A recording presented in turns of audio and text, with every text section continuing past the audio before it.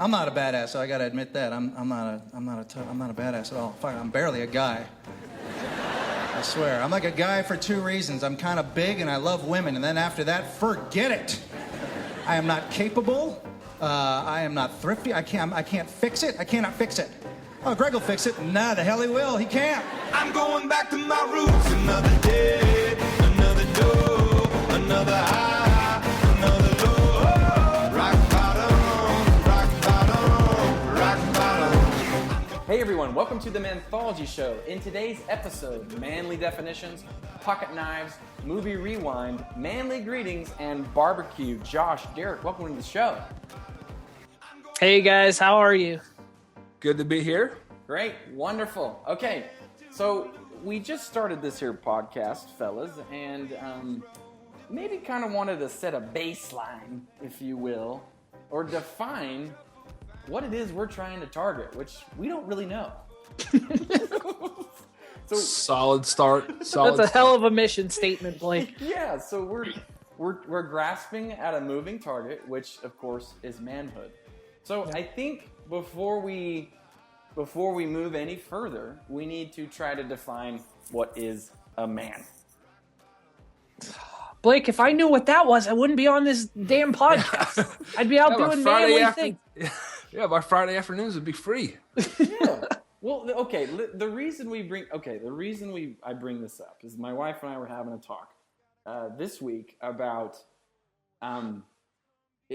this whole concept that manliness, manhood is a moving target. It's a shifting definition. It's an inclusive definition, and there's no really one right or wrong way really to do it. I mean, maybe there are in some cases, but so let me give you an example. Josh, you know this about me.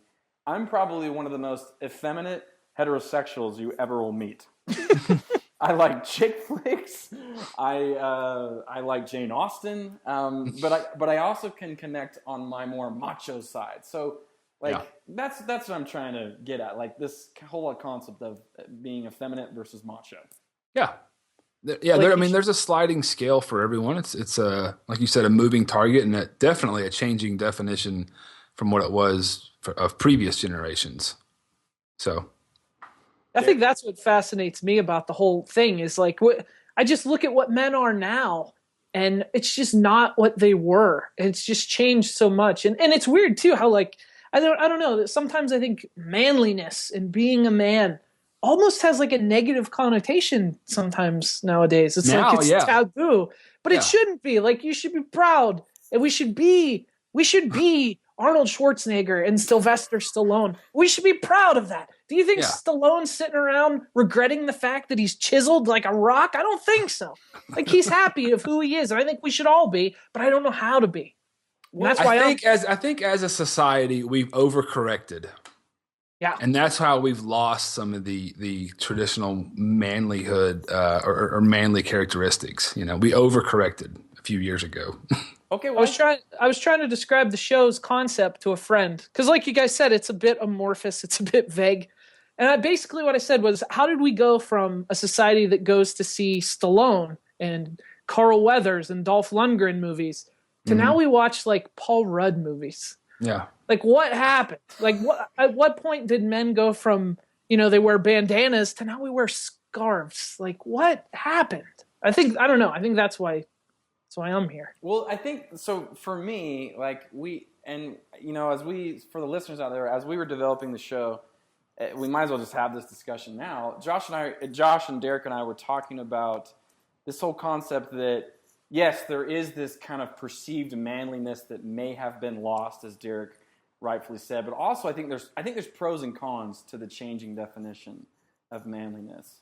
And I would argue even further that this whole concept of these men from the 60s that were just all serious, all business all the time, I would argue they were probably suppressing their inner child and killing off some of their sweet little spirits in there. Do you understand what I'm saying? So now we're more man-child, we're more playful, and I think there's a lot of good that comes out of that. Like scientifically, it's good to connect with that inner child, whereas those old men sucking on Marlboros with a big, huge Weston were suppressing that, and that's not good. So Yeah, everything in balance. But then again, they got to drink and smoke inside. So Yeah. who has it better? I don't know. It's hard to say. And from what I can gather, they only wore suits. I don't Yeah. even have a suit. Yeah, and hats. Always wore hats too. Dapper Dan men. See, again, I think that's good. Like, I'm really glad that we don't smoke indoors anymore because I don't like smelling like an ashtray. And see, that's where I'm more effeminate. Maybe I don't know. Maybe I'm not. Yeah, but wouldn't you like to have some brandy during the workday? Yeah. I mean, and just a big old cigar, right? yeah, where it's just socially acceptable to get completely soused by 11 a.m. and go to a big lunch and then wrap it up. And then ignore the fact that you may have a substance abuse problem. Whatever. Right? They didn't even there wasn't even a label for it back then. You were a man. We all have problems. Sure. So, Sure. Any listeners out there, if you have any thoughts on this subject, it's a moving target. What 2 cents do you have to add? If you can, go ahead, Josh. Yeah. I was just thinking about this last night. Like, if you think about it of like a number scale of 0 to 10 or whatever, arbitrary numbers, and we've gone from John Wayne to Jim Parsons.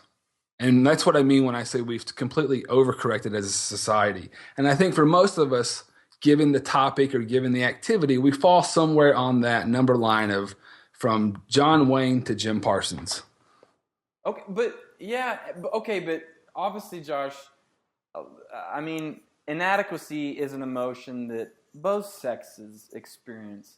But I almost feel like sometimes, maybe as a man at least, I kind of feel like maybe I feel it more than my wife does. I don't know. Do you feel the same?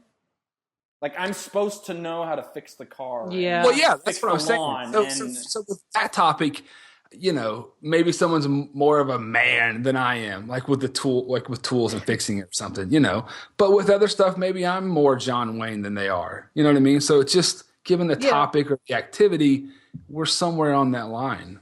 But there's such a condescension with the things we are good at, though. I grew up in this like rural area, okay? And the worst thing ever, I can't stand it, is when I go home. And the reason for that is that all the men just kind of look down on me. Like, I've got long hair and I have a high voice. I sound like like Mickey Mouse with hemorrhoids. And yet they're standing around wearing flannels and their voice sounds like a bass guitar. And they can just like listen to a car and tell what's wrong with it. And they can do all these things. And then they'll look at me and they'll say like, "Oh yeah, I got this computer problem. I figured you could figure it out." It's like they acknowledge that I'm good at certain things, but it's with this condescension. It's only that. Yeah. It's only technology or computers. Hey, computer boy. Yeah, exactly. And it just it makes me feel so inadequate. Okay, well, it's funny you say that, Derek, because you come from the Rust Belt that makes me feel inadequate as a mountain man. I mean, mountain men are cool, but like you come from freaking Pittsburgh. I just sense these like beards and like Harley Davidson was probably invented in Pittsburgh. I don't know. I kind of feel that way. Or blue collar was invented in Pittsburgh. I'm pretty sure. But even Pittsburgh's changed into this. It's becoming swanky and white collar, and it's like medicine and robots and like really fancy restaurants. So even Pittsburgh's like going from John Wayne back a little bit. It's like, I don't know, it's politically incorrect to be like a tough dude. It is. And I'm not one, but just for once I'd like to be. Yeah. Well, maybe our next talking point, our next in the show notes, Derek, that our producer's handing me right now. Maybe this can help you become more man if you're not already instituting it. The big question of the day, fellas, pocket knives. Do you carry one? I do carry a pocket knife. Do you really? I do, and this is a recent addition to my pockets, and I'm digging it. You really carry, and I think that's manly. That's pretty cool. It was with some effort, but my company, we sponsored this event, and as the giveaway, we ordered pocket knives. It was an outdoor event, so I had 40 pocket knives shipped to my house, and I'm sure I'm on some list now. But I snagged a few for myself, right? And I was like, you know what? Damn it, I'm going to start carrying a pocket knife. I've never done it. And yeah, I'm proud to say that I'm about 4 or 5 months into it, and I love it. I look for activities to use my pocket knife. Like, on. are you whittling wood now, Josh? Like wood, my fingernails, my desk at the office is just shot. Oh, it's just carved up. But yeah, whatever. I like I said, I look for reasons to use my pocket knife. If my wife is trying to open a box or something, I'm always quick to ask her if she needs my pocket knife. She never does. But yeah, I've got a Gerber paraframe, boys, and I love it. Oh, yeah. 10 man points for the pocket knife. Derek, do you carry a pocket knife? No, but I got to tell you, when we're done here, that's the first thing I'm going to go do.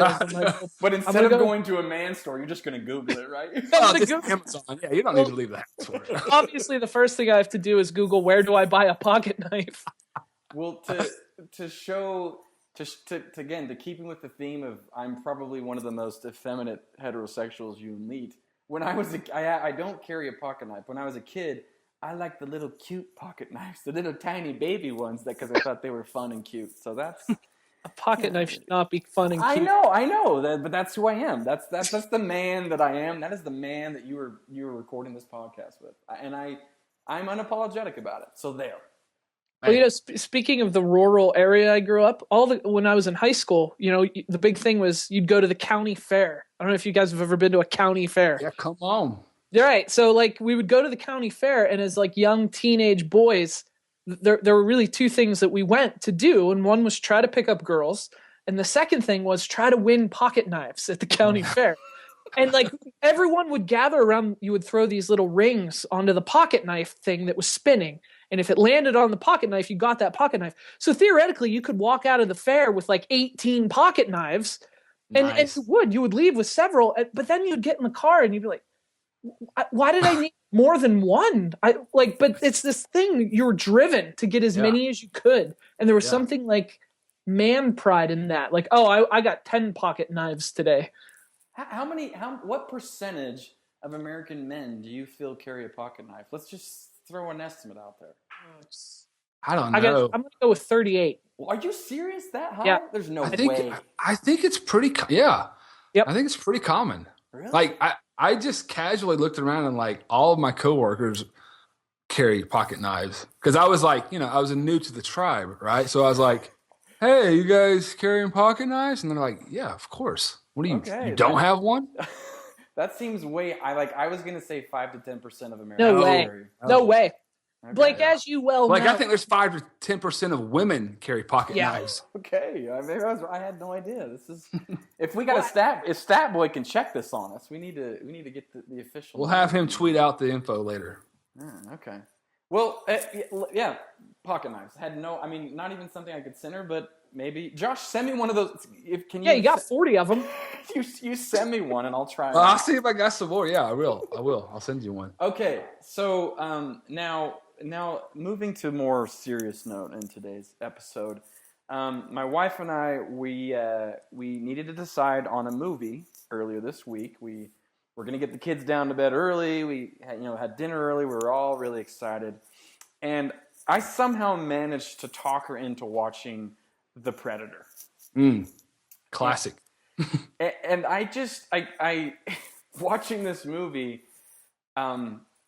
Josh, I texted Josh and Derek right after watching this that he shared. That Derek then shared on our social channels. My testosterone increased 300% after completing this movie. And I'm sure your wife loved it. I'm sure she was thrilled with that choice. And funny thing, her testosterone actually decreased by an equal amount. Yeah. Well, there's only so much in the room. There's so much we can talk about, though. Derek, you recently watched this movie as well. Yeah, Predator is just, when I watch that movie, it's kind of similar to when I go home and feel inadequate. Predator is like that. Predator just makes me feel like everything I've done in my first 32 years as a man has been incorrect. I've just taken made all the wrong choices, taken all the wrong paths because I haven't ended up in that movie. I feel like as a man, that should have been my goal as a child. I was worried about getting the right grades and going to college. I should have been worried about getting into Predator. Derek, just so for the record, that's fiction, or you do realize this, right? Well, we could argue about semantics all day. Details. Yeah, there's just details. Yeah, I mean, the point is, I would like to be a sexual Tyrannosaurus, but I don't even know what that means.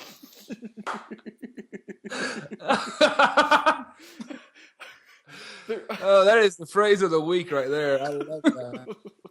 Well, all I know is that there's just so many iconic shots in there where, I mean, ever since I watched the movie, of course, I went on a gift search and got the handshake, arm wrestle in midair right at the beginning of the scene, and then it's one of my favorite scenes from any movie ever. Oh yeah, there's just and I love it. It feels like a video game, and just how light the plot is. It just kind of throws you in, and it's funny. My wife's going like, "What is going on?" And I know, so I'm like, well, there's a special commando force that needs to come in. I mean, of course, I'm filling in the gaps, but the movie should have done that. I shouldn't need to be, offering the outer monologue in terms of what's going on. So there's great shots. Like, speaking of like movies that kind of lack a plot, I was actually watching Rambo, and my wife was in the room, and I kept like, she was trying to read a book, right? Women, right? And I'm like, how are you reading? Rambo's about to like F this guy up. And she looked at me and said, Derek, every 10 minutes you tell me Rambo's about to F this guy up. Does Rambo ever do anything but that? I was like, what do you want him to do?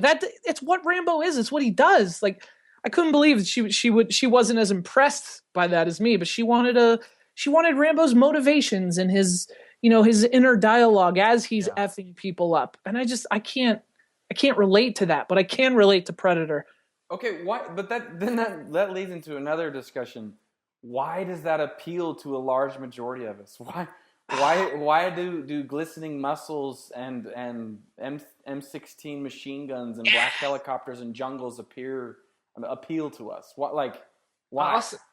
Because what we're talking about is just good old fashioned ass kicking. Right? And as a man, all right, as a boy, as a child, like that was one of the most things that you sought after, was just like, that I don't even know what you call it, just that grit of tough guy and like ass victory. kicking. Victory. Victory. Yeah, but is that okay? I tend to think this is more hereditary than cultural. I'm sure culture affects it. I know it does, but I kind of just can't help but think this is this protector caveman gene that is still living with us, and so it resonates with us. Yeah. Well, God made men and women very different in some ways, and there are some very primal instincts that even to this day are in it, and I think that victory, like Derek said, and that just longing for macho and some ass kicking is just part of the traditional man DNA. Yeah, I was good. Like, our bodies are a blueprint of the past still. As much as we like to like dress up our society and all this stuff and culture, we are the lions in the wild, and they hunt and they kick ass because that's what they have to do to survive. And I think sometimes as a man, we're so far removed from that our body I think that's why movies like Predator exist. It lets us experience that, out of body a little bit. But then also, though, like we talked about at the start of the show, there's that sliding scale where, you could be more, some men are more macho than the others, more feminine, more nurturing like a mother is, or more, go out and, provide and pay the bills and all that stuff. So that's another, so it's almost like, I don't know, like it can go either way. Like, yes, there's these strong hereditary genes that have lived on for thousands, millions of years, but then also each individual male can slide and vary greatly on where they fall in terms of the more womanly way and manly way. Yeah, I agree. I think both are true, and I think even if you are more of a womanly man, I mean, don't you think that even at some point there's still those? Yeah, I do. I agree. They manifest themselves. They do. Yeah. Mm-hmm. And so that's it's just I don't know. And by the way, we are planning in an upcoming show kind of a rundown of our favorite all-time action shows, which many people believe peaked in the 80s. But there are certainly some really, really good action movies in recent years, even last year. There's an amazing one that we'll talk about on an upcoming show. So stay tuned for that. Now, real quick, but just since I'm so in love with Predator now, I need to reference it one more time to segue into the next section. There's this great scene before the air arm wrestle, greeting shake, where Dutch, played by Arnold Schwarzenegger, just greets his Carl Weathers friend by the name of Dylan, who's like, and the greeting was this: they turn, their eyes greet and meet each other, and then Dutch says, "You son of a bitch." Like that was the greeting. And so we wanted to discuss what's the most manly way to greet a friend after a long separation. I think you just nailed it. Yeah, that was it. I don't know that there's one that tops it. I think I've been doing it wrong this whole time. So that's okay. What about bro hug? Do you bro hug, Josh? What do you do? High five. There's Air only arm wrestle. There's only a few that get into a hug. Yeah, I mean, I guess you know what I do. I'm an old fashioned. So I just I'll shake someone's hand and grip it really firm. Oh yeah, I gotta dominate. I gotta win the handshake, but I don't get into the fancy dipping and the dappings and the choreographed hand maneuvers. I think I'm a little bit just an old school, simple handshake kind of guy. Okay, so you're not a fan of the fist bump, which seems to be making significant inroads in terms of certainly male on male greetings. It is. I think. You know, when in Rome, I feel like I can read the room pretty well, and I can look at somebody and size them up. If they're going to throw the fist out, who am I to stop them? So I'll throw mine out, you know. But if I'm initiating, I'll just go for the standard handshake. But yeah, you got to read the room, I guess. Derek, what's your stance? You know what I love about the Predator greeting is that the very first thing they do is test each other's strength. They haven't seen each other in like decades, and they're immediately like. And I remember Dutch is like, "What's the matter? They got you pushing pencils?" Like that's the first thing that they could. But anyway, I'm similar to Dutch in that way, and that if I'm going to touch anything or anyone, there's going to be a reason behind it. I'm not a fan of physical contact. I don't like to hug. You know, It just seems excessive to me. I probably aren't even that excited about seeing you, to be honest. Can I just like? Usually what I like to do is a little nod, like, hey, yeah, we're presently occupying the same space and time. Oh, boy. I see you. Yeah. Like, okay. I see you. We'll talk later. Derek, I'm going to put you on the spot. When is the last time you hugged your father? Oh, my God. What are we talking about? Years here? Should I lie down on the couch? Is that what this is? It's been a while. There's no hugging in Pennsylvania. Thanks, Dad. Josh, what about? I mean, okay. See, I'm not so as averse as Derek is as the touching. I'm fine with the bro hugs and the hugs, but I don't know, and I kind of feel like this is a universal thing. I certainly make an attempt to hug my dad, but it's always kind of like it's awkward. I don't know. Like it's like. So we do it when I see him a few times a year. He lives out of state. He's in Texas. I'm in Utah. But he comes in town, a few times a year. We go out there every year, every other year. But it's kind of like this awkward side hug. Yeah. It's always like you're not sure when we're going in and how and where the hands are going to be. And, how long to stay. Yeah, it's a whole awkward thing that I just as soon not even bother with. See that I agree with you guys, and that brings up an interesting point though. We talk about the evolution of being a man. I mean, Blake, you've got a son now, right? I got two. So you got two of them, the one to spare. So I mean, as he grows up, do you envision yourself not hugging him? Not at all. Like exactly. Not at all. But I think, that's also dependent on him as he goes through that awkward teenage years. Sure. He's probably going to pull a Derek on me and not want to hug me sure. back. I mean, we all did. So but eventually, once he comes out on the other side, though, I'm just saying where we are now and where he's going to be growing up at, I think that you guys will be hugging. I think he'll want to. I think you'll definitely want to. I think it's a generational thing to some extent. Yeah, but maybe. here's the thing with hugging. I think since there's no set rules, or people don't ever like, okay, I mean, this is gonna sound really shrinkish and Freudian of me, but it's basically we should be having these conversations like, Dad, we're kind of having these awkward hugs. I want to hug you when there's a good reason to. What should we shoot for here? Do you want to just high five until we're? You see what I'm saying? Like really, like lay out the set the rules and yeah, why not?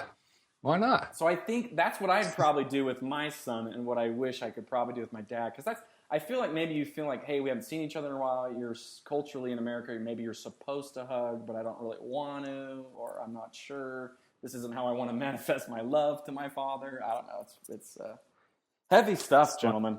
I'm big on just ignoring things, Blake. That's just like a good old-fashioned man. You just push those feelings down and just ignore them. Let's just pretend that feeling didn't happen and let's just move on. Ignore it all, and then one day it just comes bubbling up and explodes. Serenity now. Serenity now. Okay, last point of the episode to move on to the next topic. And, Josh, Derek, we are going to head into May. We already are in May. We're going to be in May this coming week. And it's about a time where people start rolling out their grills or firing up or cleaning them at least. Let's char some flesh. Barbecue time. God, I love barbecue. Can we agree that barbecue is one of the most manly dinner thing options that exist? Just putting some animals on a fire and eating them. God, I love that. So primal. It's beautiful. And I love how in a lot of cases it's still really sexist, where it's like, hey, woman, you go buy it, prepare it, marinate it, and I just get to stick it on fire. Yeah, but I take all the credit. I'm going to take all the credit for it. It's almost as if like you're painting a room. You're like, hey, woman, go tape, do all the hard work, and then I'll just come in and reel. I'm going to get a roller and I'm going to do the wall.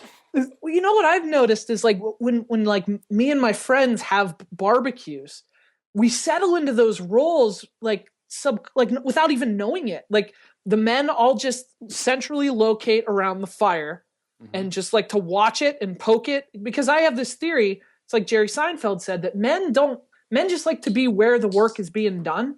So if we stand around where the work is being done, we feel like we're doing work.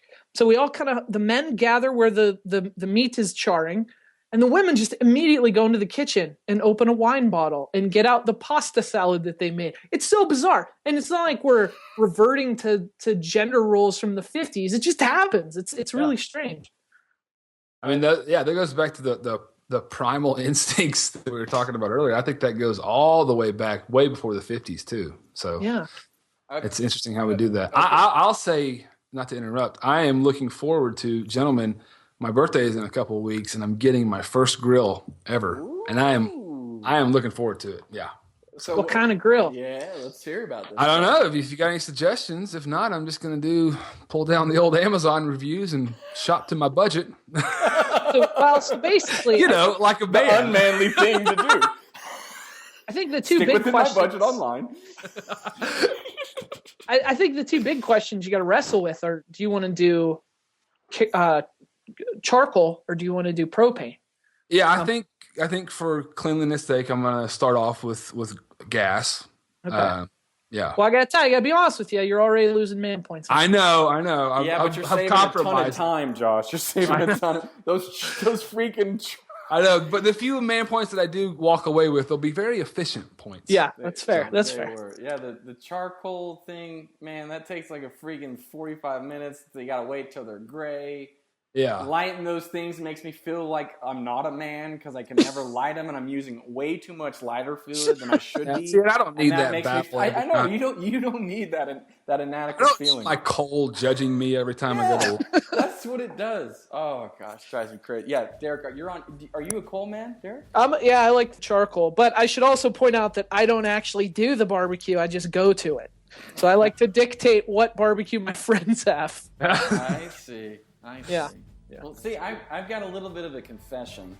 My grill it's a propane, and it's quite neglected because 2 years ago I learned how to cook baby back ribs at 300 degrees in the oven, and they're way better than the dried things I used to eat off my grill. So I still barbecue and get excited for sugary meats and charred meats, but I think I have better results in the oven, and then maybe just flashing it on grill.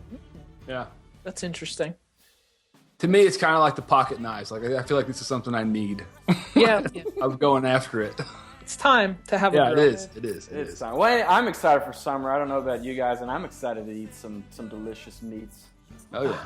That's my favorite thing about the summer. Getting together with friends, barbecuing, playing some baseball. It's just the best. Like, I just wish I could do that every day. Yeah. Good Definitely times. a great time of year. Good times. Comrades, we've reached the end of our show. Josh, why don't you tell the listeners how they can participate in an upcoming episode?